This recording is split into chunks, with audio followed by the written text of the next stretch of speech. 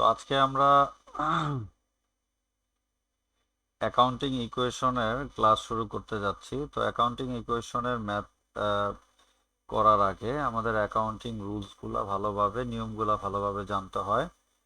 তো আমরা যারা ডিপিসির স্টুডেন্ট আছি বা এছাড়া অন্যান্য স্টুডেন্টরা নেক্সটে অনলাইনে ক্লাসটি দেখব। তো আমাদের অ্যাকাউন্টিং ইকুয়েশনের যে সূত্রগুলো অফলাইনে আলোচনা হয়েছে,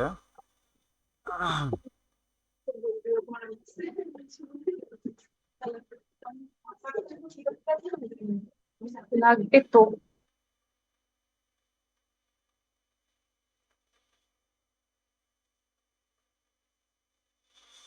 তো আমি যেটা বলতেছিলাম, তো আমাদের এই অ্যাকাউন্টিং ইকুয়েশনের ম্যাথগুলো করার আগে অ্যাকাউন্টিং কনসেপ্টটা ভালোভাবে জানতে হয়। তো নর্মালি আমরা অ্যাকাউন্টিং কনসেপ্টে সবাই ভালো মতোই জানি আমাদের পাঁচটা হিসাব থাকে। একটা হচ্ছে কি সম্পদ, দায়, তারপরে কি সম্পদ, এখানে তো দায় দেওয়া আছে, সম্পদ, ব্যয়, আয়, দায়, মালিকানা সত্ত্ব। তো আমাদের অ্যাকাউন্টিং ইকুয়েশন বা হিসাব সমীকরণ এই চ্যাপ্টারে মূলত আমাদের সূত্র, মেইন যে সূত্রটা সেটা আমাদের এটা জানা থাকা দরকার যে সম্পদ সমান সমান দায় প্লাস মালিকানা সত্ত্ব। তো সম্পদ সম্পর্কে তো আমরা জানি অ্যাসেটস, তার সম্পদ সবসময় ডেবিট হয়। আর হিসাব সমীকরণে মূলত এই তিনটা হিসাব নিয়ে যেহেতু কাজ হয়, তো আমরা এই তিনটা হিসাব নিয়ে আমরা আজকে একটা পরিপূর্ণ একটা ম্যাথ আমরা দুইটা ক্লাসের মধ্যে শেষ করব, তাহলে আমাদের মোটামুটি কনসেপ্ট ক্লিয়ার হয়ে যাবে। তো আমাদের সম্পদ বা অ্যাসেটস সবসময় আমরা জানি ডেবিট হয়। তো এটা বাড়লে ডেবিট হয় এবং কমলে কি হয়, ক্রেডিট হয়। তো যার কারণে আমাদের হিসাব সমীকরণে যত সম্পদ নিয়ে যখন আমরা কাজ করব, সম্পদ বাড়লে ডেবিট হয়, সো আমরা কি করব, প্লাস করব। আর সম্পদ যদি আমাদের কমে যায় তাহলে আমরা কি করব, মাইনাস করব হিসাব সমীকরণের তালিকায় বা চার্টে।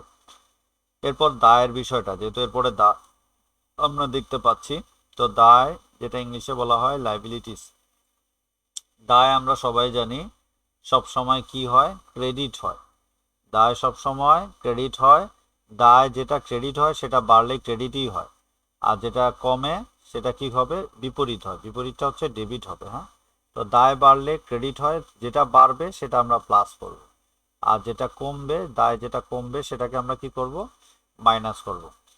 তো একই রকম দায়ের মতো মালিকানা সত্ত্ব, তো মালিকানা সত্ত্ব যেটাকে ইংলিশে আমরা জানি কি ওনার সিকিউরিটি। তো ওনার সিকিউরিটিটা হচ্ছে একটা ক্রেডিট উদ্ধৃত, এটা যদি বাড়ে তাহলে সেটাকে আমরা কি বলবো, ক্রেডিট। হ্যাঁ, এবং যেটা কমবে কমে সেটাকে আমরা কি করব, ডেবিট। তো যেটা বাড়ে সেটাকে আমরা বাড়লে প্লাস করব, আর কমলে কি করব, মাইনাস করব। তো আমরা নর্মালি অ্যাকাউন্টিং কনসেপ্টে পাঁচটা হিসাব সম্পর্কে জানি, যেটা কি এর মধ্যে হিসাব সমীকরণে তিনটা হিসাব নিয়ে কাজ করা হয়, সম্পদ সমান সমান দায় প্লাস মালিকানা সত্ত্ব। এখন বাকি যেটা থাকে সেটা হচ্ছে কি, আয় এবং ব্যয়। তো আমাদের আয় ব্যয়েরও কাজ হিসাব সমীকরণের সাথে কাজ করা হয়, কিন্তু এগুলার জন্য কোনো কলাম ব্যবহার করা হয় না। তাহলে আয় বা রেভিনিউ হলে আমরা সব সময় জানি বাড়লে ক্রেডিট হয় আর কমলে কি হয়, ডেবিট। আয় সব সময় ক্রেডিট, বাড়লে ক্রেডিট, কমলে ডেবিট। তো নর্মালি আমরা বুঝি আমাদের যদি নর্মালি আয় বাড়ে তাহলে আমাদের মূলধন বেড়ে যায়। তো মূলধন বাড়লে আমরা কি করব, প্লাস। আর যদি আমাদের আয় কমে যায়, মূলধন কমে যাবে, তাহলে কি হবে, মাইনাস করব। ঠিক সেম আমরা ব্যয় ট্রিটমেন্টটাও সেম একইভাবে দিব। ব্যয় বাড়লে আমাদের মালিকানা সত্ত্ব কমে, তো মালিকানা সত্ত্ব কমলে আমরা কি করব, এই যে মাইনাস করে দিব। আর ব্যয় যদি আমাদের কমে যায় তাহলে আমরা কি করব, ক্রেডিট করব। তো ব্যয় কমলে মালিকানা সত্ত্ব বাড়ে, ব্যয় হ্রাস পায়, তো তখন আমরা প্লাস করব। তো আমরা হিসাব সমীকরণের এই কনসেপ্টটা আমরা অফলাইন ব্যাচের স্টুডেন্টদেরকে আজকে প্রোভাইড করেছিলাম, তো এটা আমি আবার একটু রিপিট করে নিছি। তো আজকে আমরা এই অফলাইন ব্যাচের স্টুডেন্টদের অনুযায়ী বা সকালে যেটা আমাদের আলোচনা হয়েছিল, তো ওই রিলেটেড ম্যাথ আমি আরেকটা এনেছি যাতে করে আমাদের জাবেদার কনসেপ্টটা আরও বাড়ে। জাবেদা পারলে হিসাব সমীকরণ সহজ, এবং এই জাবেদা থেকে আমরা এই পরিপূর্ণ একটা হিসাব, এই অ্যাকাউন্টিং ইকুয়েশন আমরা কমপ্লিট করব। তো আমরা এটা কমপ্লিট করব আজকে পুরোটা। তো এখন আমরা আগের মতোই যে আমরা যেভাবে আমরা জার্নাল প্র্যাকটিস করি, জার্নালটা প্র্যাকটিস করে পরবর্তী অ্যাকাউন্টিং ইকুয়েশনটা পুরোটা শেষ করব। তাহলে এবার আসি আমরা প্রবলেম ওয়ান নিয়ে আমরা কাজ শুরু করি। তো প্রবলেম ওয়ানে কি বলছে আমরা বোঝার চেষ্টা করি।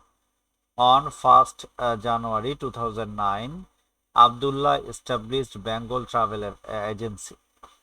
The following transactions were completed during the month. তো আমরা এই জানুয়ারির 1 তারিখে এই আবদুল্লাহ নামক যে লোক, যে কিনা বেঙ্গল ট্রাভেল এজেন্সি নামক একটা বিজনেস প্রতিষ্ঠান শুরু করছে। তো এখন এখানে জানুয়ারির 1 তারিখ থেকে আমাদের ইনফরমেশন নিয়ে আমাদের রিকোয়ারমেন্ট 1-এ চাওয়া হয়েছে কি, show the summary of transactions preparing tabular analysis.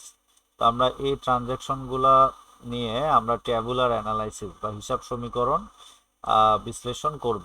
তো আমরা প্রথমেই আমরা সকালবেলা যেভাবে একটি ম্যাথ জাবেদা প্র্যাকটিস করেছি, তো এখানেও ঠিক সেম আমরা কি করব, জাবেদা প্র্যাকটিস করে তারপর অ্যাকাউন্টিং ইকুয়েশনটা দাঁড় করাবো। তো শুরুতেই আসি আমরা, আপনারা আহ, সাহস করে রেসপন্স করবেন, আমি জিজ্ঞাসা করবো, আপনারা জাবেদা বলার চেষ্টা করবেন। ঠিক আছে, এখন তো আর কাউকে দেখতে পারবো না, তো এই জন্য একটু নিজে থেকে সাহস করে রেসপন্স করলে আপনাদের কনসেপ্ট আরো বাড়বে। এবার আমি বলি যে invested cash to start the agency হচ্ছে কত, 3 লক্ষ টাকা। তো 3 লক্ষ টাকার নিয়ে সে কি করছে, তার প্রতি এজেন্সিকে বা এজেন্সি ব্যবসা শুরু করে নিয়েছে। তো আমরা যারা উপস্থিত আছি, আমাদের সাইডের যে সাউন্ডগুলো যদি থাকে তাহলে মিউট করে দিয়েন, আর যদি সাইডের সাউন্ড না থাকে তাহলে আর মিউট করার প্রয়োজন নেই। বাইরের থেকে প্রচুর আওয়াজ আসতেছে।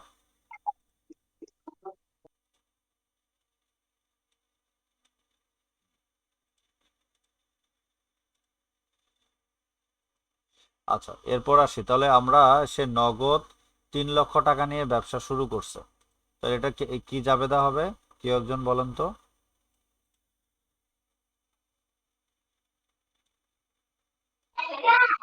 নগদ হিসাব ডেবিট আর মূলধন হিসাব ক্রেডিট, মানে হ্যাঁ, ক্যাশ ডেবিট আর ক্যাপিটাল।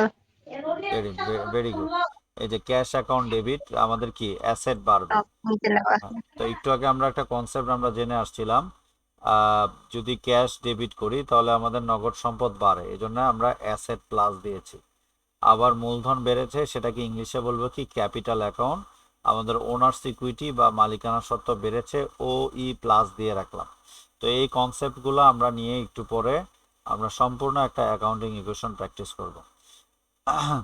এরপর আমাদের সকালবেলা যে ম্যাটটি ভুল ছিল বা যেভাবেই হোক, ওই ম্যাটটা পরিপূর্ণ রেডি করা আছে, আমি আপনাদেরকে দিয়ে দেওয়া হবে। তো যাই হোক, এটা একটু পরের ক্লাসে আমরা দেখব। তো এখন দেখেন যে এখানে কি বলা আছে এরপরে 2 নম্বরে, যে পেইড ক্যাশ ফর জানুয়ারির অফিস রেন্ট হচ্ছে কত, 10,000। তো জানুয়ারি মাসের আমরা অফিসের ভাড়া আমরা পরিশোধ করছি 10,000। তাহলে এটা কি জাবেদা হবে বলেন তো?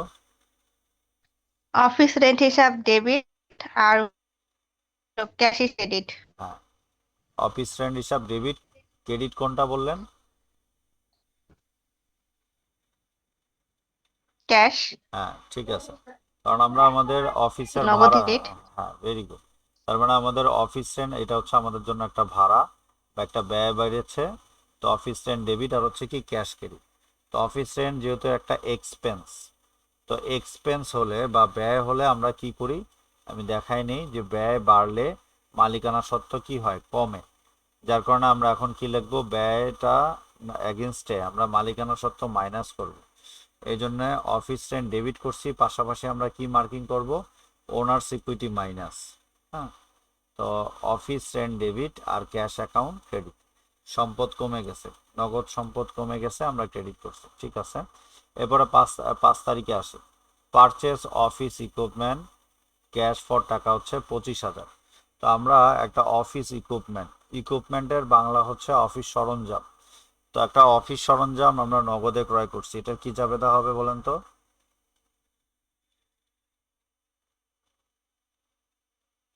সরঞ্জামটা আপনার জন্য কি হবে, ব্যয় হবে নাকি সম্পদ হবে বলেন তো, অফিস সরঞ্জামটা?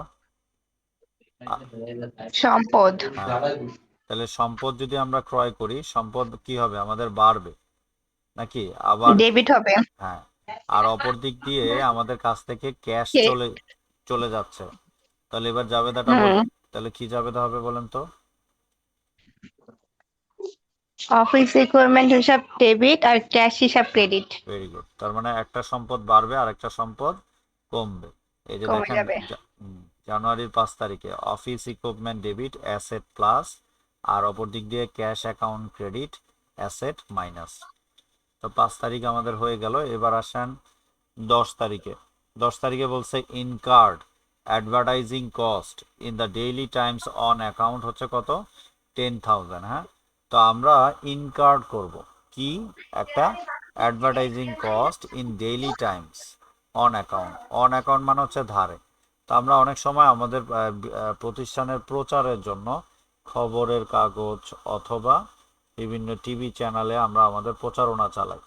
তো সেই ধরনের প্রচারণাটা আমরা করেছি অন অ্যাকাউন্টে, মানে ধারে। আমরা টাকা দেই নাই, বাট প্রচারণা করে আসছি। তো যেহেতু ধারে আমরা এই বিজ্ঞাপন প্রচার করছি, তাহলে এতে কি হলো? এই আমাদের ব্যয়, অ্যাকাউন্ট পেবল। হ্যাঁ অ্যাকাউন্ট পেয়েবল, ভেরি গুড। তার মানে আমাদের এটা যেহেতু ধারে হয়েছে, আমরা কি করব? আমাদের ব্যয় বাড়বে, সাথে সাথে অ্যাকাউন্ট পেয়েবল বাড়বে। তাহলে আমরা জাবেদাটা কি হবে? ব্যয় বাড়লে হচ্ছে অ্যাডভার্টাইজিং এক্সপেন্স ডেবিট। এই যে অ্যাডভার্টাইজিং এক্সপেন্স ডেবিট আর হচ্ছে কি অ্যাকাউন্টস পেয়েবল। তাহলে এখন দেখেন যে অ্যাডভার্টাইজিং এক্সপেন্সের জন্য ব্যয় বাড়লে আমাদের কি হয়? আমরা কনসেপ্ট একটু আগে জেনে আসছি যে ব্যয় হলে বা ব্যয় বাড়লে আমাদের মালিকানা সত্ত্ব কমে। ঠিক আছে? তার মানে ওই যে অ্যাডভার্টাইজিং এক্সপেন্সটা লিখেছি, সেটার পাশে আমরা ও ই মাইনাস দিয়ে রাখবো। তো এটা আমরা লেখার উদ্দেশ্য হচ্ছে আমাদের ওই অ্যাকাউন্টিং ইকুয়েশন যখন করব, এই কনসেপ্টটা আমাদেরকে অনেক হেল্প করবে। আবার অপর দিক দিয়ে আপনার অ্যাকাউন্টস পেয়েবল দায় বাড়ছে, তো আমরা এল প্লাস বা লাইবিলিটি প্লাস দিয়ে রাখলাম। কেমন?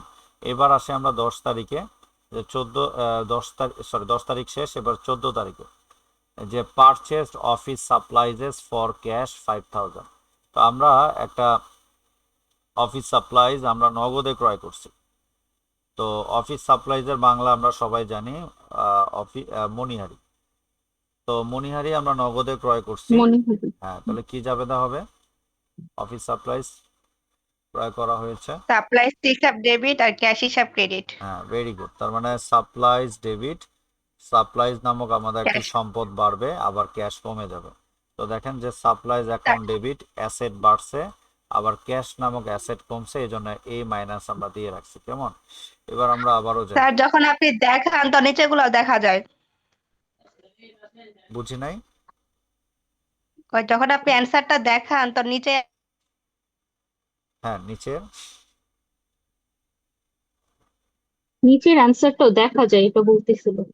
ও আচ্ছা, আচ্ছা দেখা যাক, সমস্যা নাই। আপনি দেখেন, রেসপন্স করেন, সমস্যা নাই।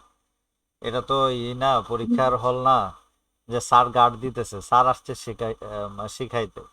তো আপনারা সুযোগ করে দেখবেন, সমস্যা কি, দেখে তারপরে অ্যান্সার দিবেন।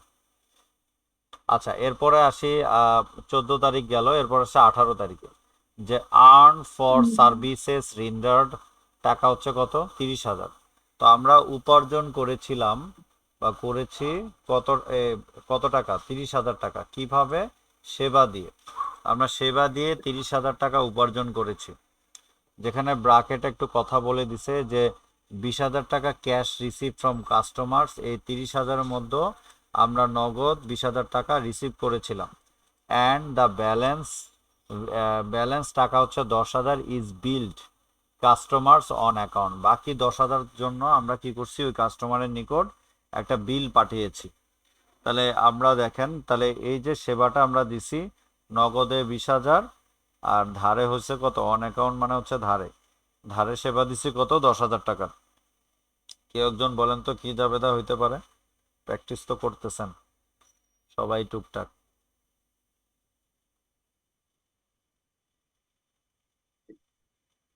এটা তো সেবামূলক, তো সার্ভিস আর্ন হবে ডেবিট, আর যেহেতু সেবা দিলে ক্যাশ, আয় ক্যাশ হবে হবে না? ক্রেডিট। ক্যাশ কেন আইন। ক্রেডিট? হ্যাঁ, সেবা আয় সবসময় কি হয়? ডেবিট না ক্রেডিট? ডেবিট, হ্যাঁ, ডেবিট হয়। আয় সবসময় ডেবিট। আহ, ক্রেডিট। না না স্যার, আই সব সময় ক্রেডিট। ক্রেডিট, হ্যাঁ। আস্তে আস্তে আমি আমি আপনাদের, আপনি যে বলতেছেন সে থেমে যায় না, আমি আপনাকে দিয়েই বুঝাই। সার্ভিস হচ্ছে সেবা দেওয়া, সেবা দিলে আমাদের আয় হয়। তো সার্ভিস রেভিনিউ কি হবে? আয় বাড়লে ক্রেডিট হয়। তো পরে তো বলছেন ক্রেডিট, তাহলে আয় হবে ক্রেডিট। তাহলে কি হুম লিখবো? Service revenue credit. কেমন? হুম এরপরে বুঝলাম। আপনি সেবা দিয়েছেন 30,000 টাকার, এখন নগদ পেয়েছেন কত? 10,000, 20,000। 20। হ্যাঁ, তাহলে নগদ টাকা আপনার কাছে আসছে বা আপনি পেয়েছেন। তো নগদ টাকা নামক সম্পদ আপনার বেড়ে যাবে না? জি। তো নগদ সম্পদ বাড়লে আপনি কি করবেন? ডেবিট না ক্রেডিট? সম্পদ বাড়লে ডেবিট। Very good. তার মানে আপনি কি করবেন? ক্যাশ অ্যাকাউন্ট ডেবিট নাকি?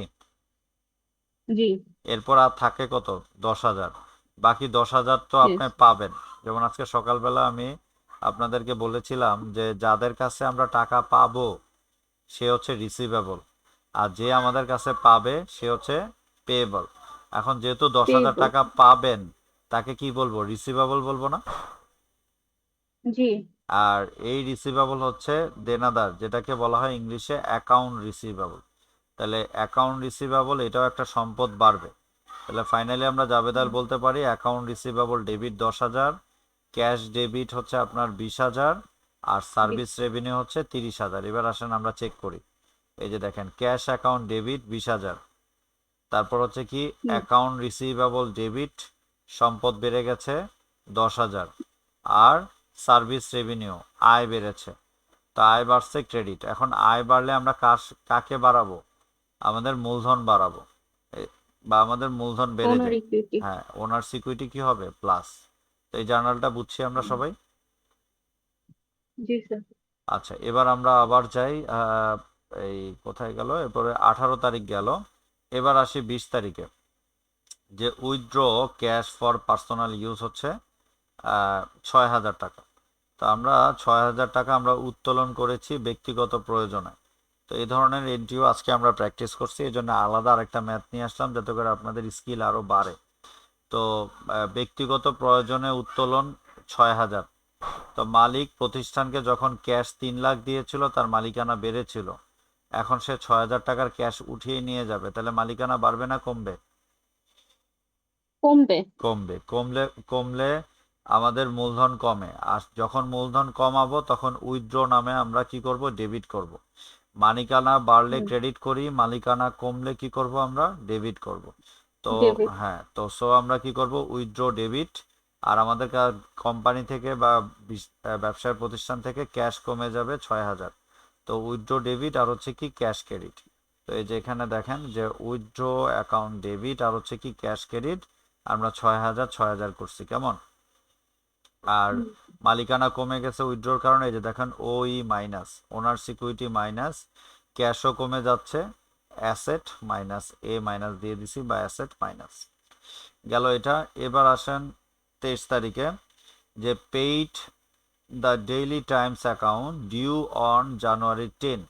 তো একটু মনোযোগ দিই, জানুয়ারি 10 তারিখে আমরা ডেইলি টাইমস নামক যেই এই পত্রিকা বলি আর যেটাই বলি, চ্যানেল বলি, তাদের কাছে আমরা ধারে বিজ্ঞাপন প্রচার করেছিলাম। তখন আমরা কি কাকে বাড়িয়েছিলাম? দায় বাড়িয়েছিলাম, পাওনাদার, যে হুম, অ্যাকাউন্টস পেয়েবল। তো এই পাওনাদারটা ছিল কত টাকা? আমাদের কাছে পেত 10,000। এই পাওনাদারকে এখন আমরা কত টাকা দিচ্ছি? এই যে 23 তারিখে দেখেন, paid the daily times amount due on January 10। মানে বুঝে নিতে হবে আমরা পুরো টাকাটাই দিয়ে দিচ্ছি 23 তারিখে এসে। তাহলে এই পাওনাদারকে যদি এই 10,000 টাকা দিয়ে দেওয়া হয়, জাবেদাটা কি হবে বলেন তো? পাওনাদারকে 10,000 টাকা পরিশোধ করা হলো,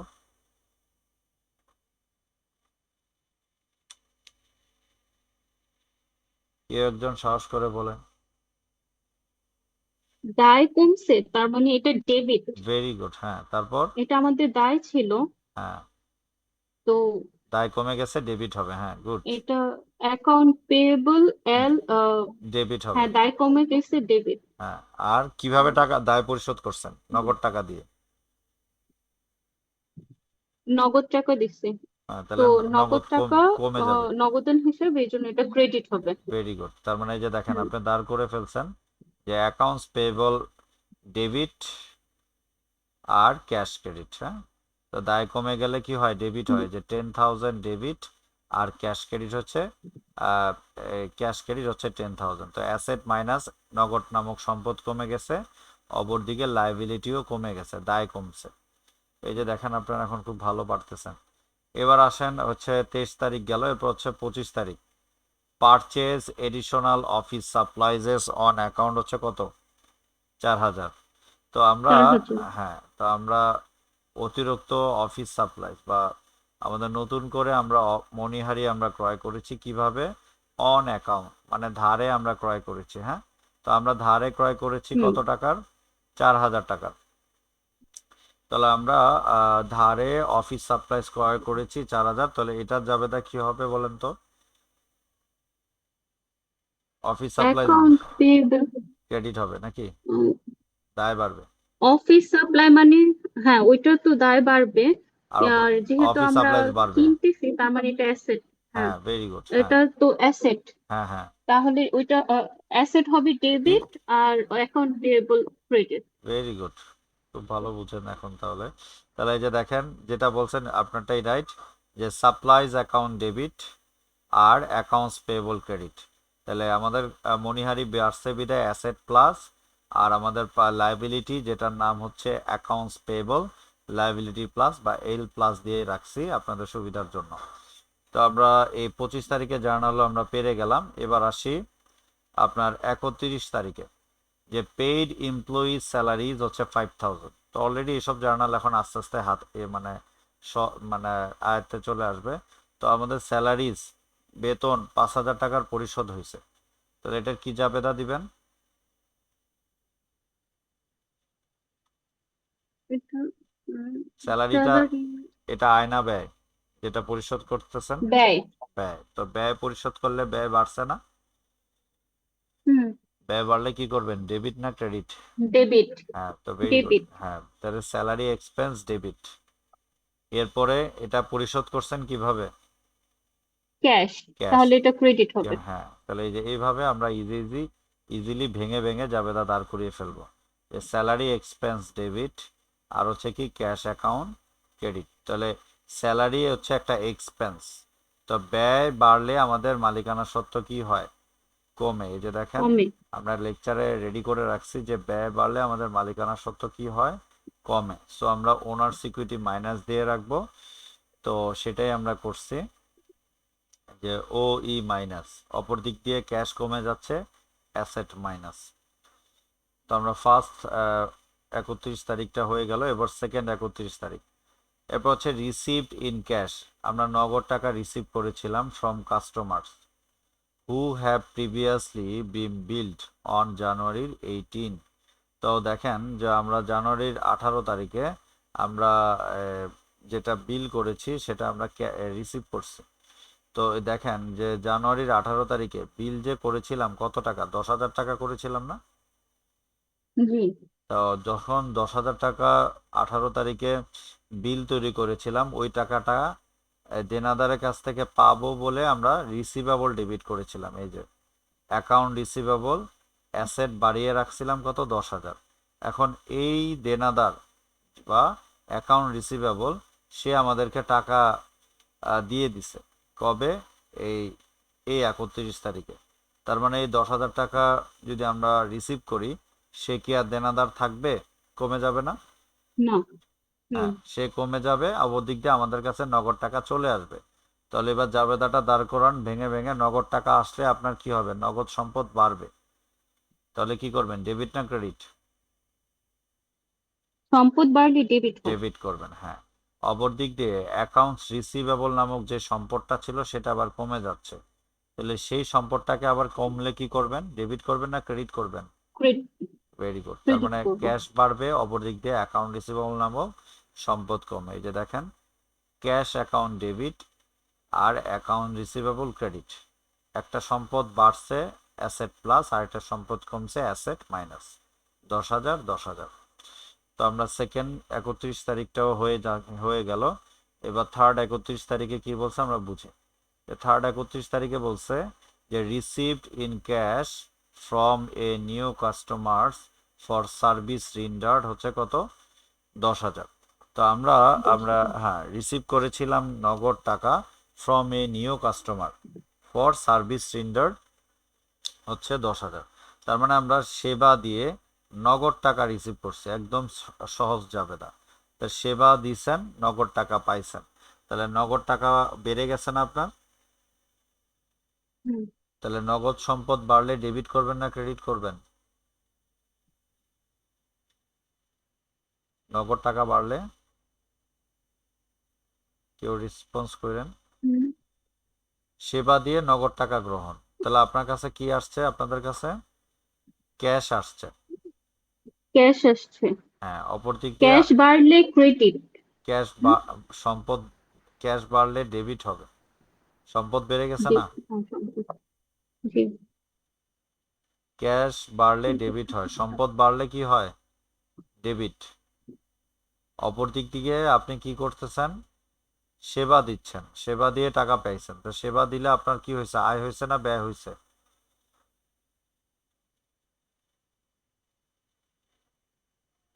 সেবা স্যার দেওয়া। এটা আবার একটু বলুন। আচ্ছা, আবারও বলতেছি 31 তারিখে যে received cash from a new customer, আপনি এখন একটা নতুন কাস্টমার কাছ থেকে নগদ টাকা গ্রহণ করেছিলেন। কিসের জন্য? ফর সার্ভিস রেন্ডার, সেবা দেওয়ার জন্য। কত টাকার সেবা দিয়েছেন? 10,000 টাকা দিয়েছেন। তো 10,000 টাকা সেবা দিয়ে নগদ টাকা যদি পান, আপনার প্রথমত আপনি চিন্তা করেন তো, নগদ টাকা পেলে আপনার নগদ টাকা বাড়ছে না? জি, এবার বলেন নগদ টাকা কি হিসাব, সম্পদ না ব্যয়? সম্পদ। সম্পদ আপনার বাড়ছে না নগদ টাকা আসাতে? হুম, সম্পদ জি, বাড়লে ডেবিট করবেন না ক্রেডিট করবেন? ডেবিট। হ্যাঁ, তাহলে সম্পদ বাড়লে আপনি কি করবেন? ডেবিট করবেন। তাহলে ক্যাশ অ্যাকাউন্ট ডেবিট করবেন 10,000। এতটুকু ক্লিয়ার? জি স্যার। এরপরে ক্রেডিটের অংশটা বাকি।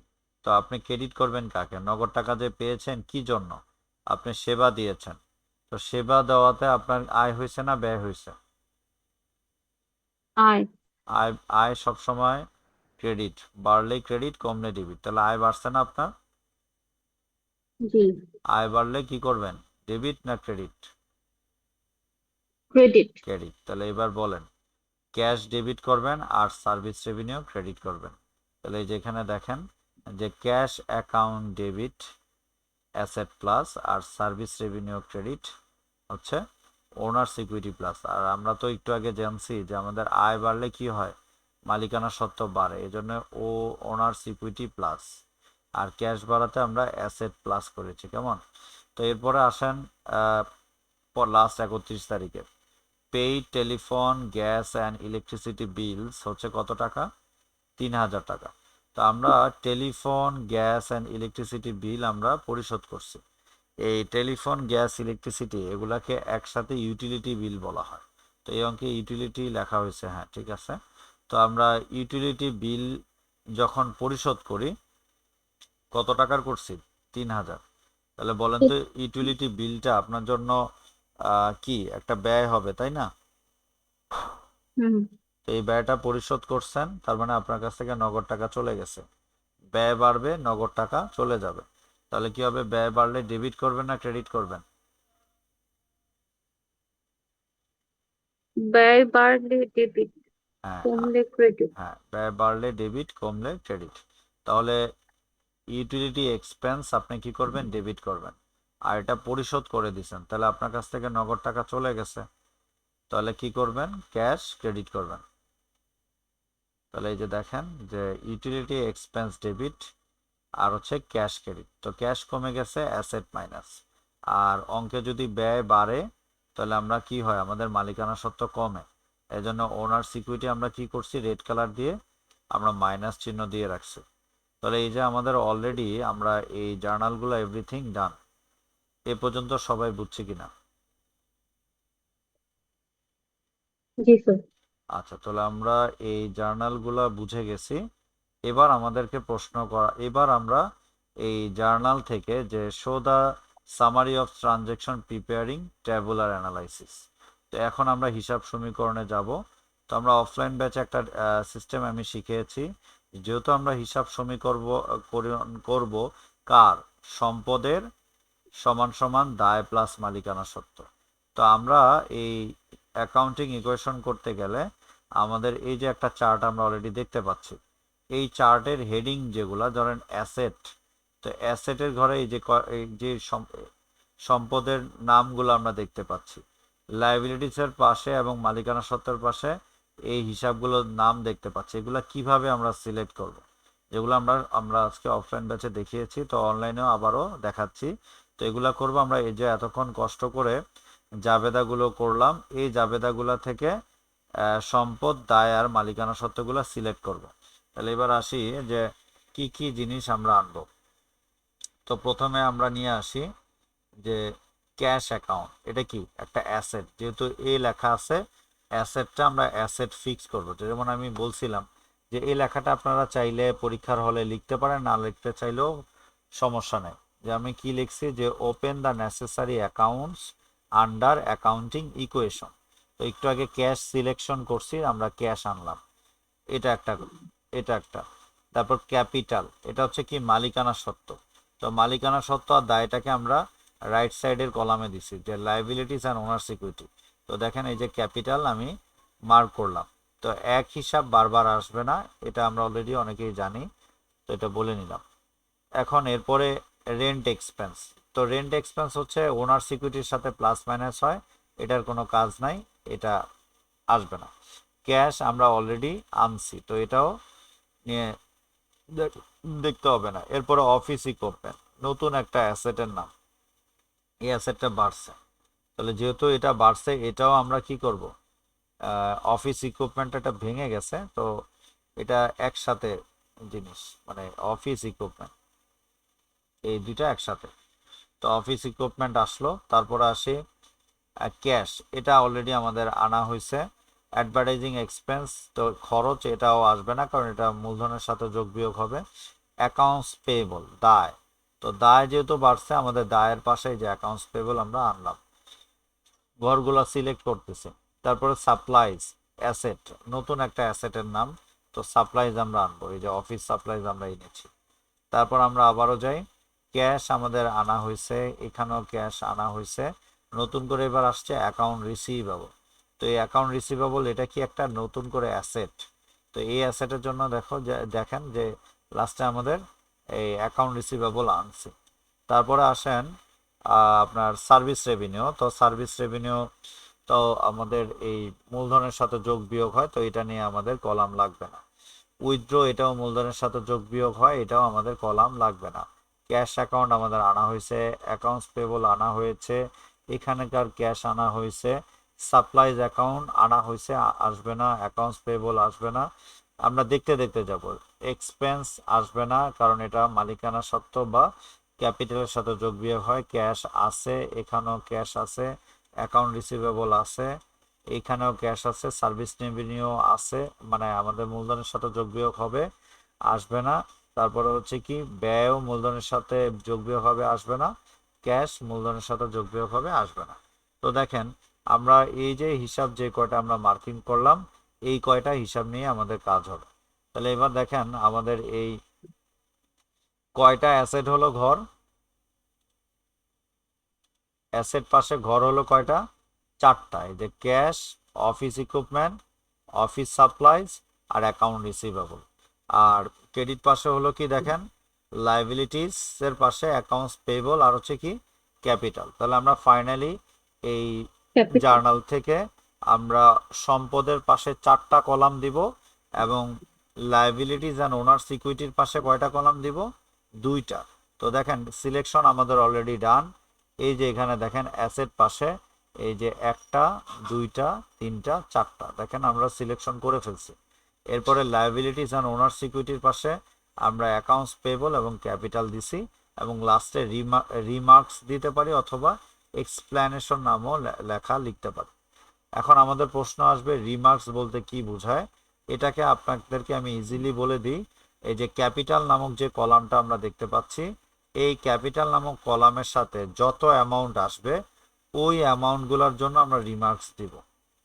ক্যাপিটাল নামক অ্যামাউন্টের জন্য যত হিসাবের অ্যামাউন্ট আসবে, ওই অ্যামাউন্টগুলোর জন্য এই রিমার্কসের এই হিসাবের নামগুলো দিব। তো এটা আমি বলে নিলাম, একটু পর আবারও দেখবেন। তো এই যে আমরা এই ট্যাবুলার অ্যানালাইসিসের শীটটা জন্য যে কলামগুলো আমাদের সিলেক্ট করতে হলো, সেই কলাম সিলেকশনের যে হিসাবগুলো আমরা সিলেক্ট করলাম, এই পর্যন্ত সবাই বুঝছেন কিনা?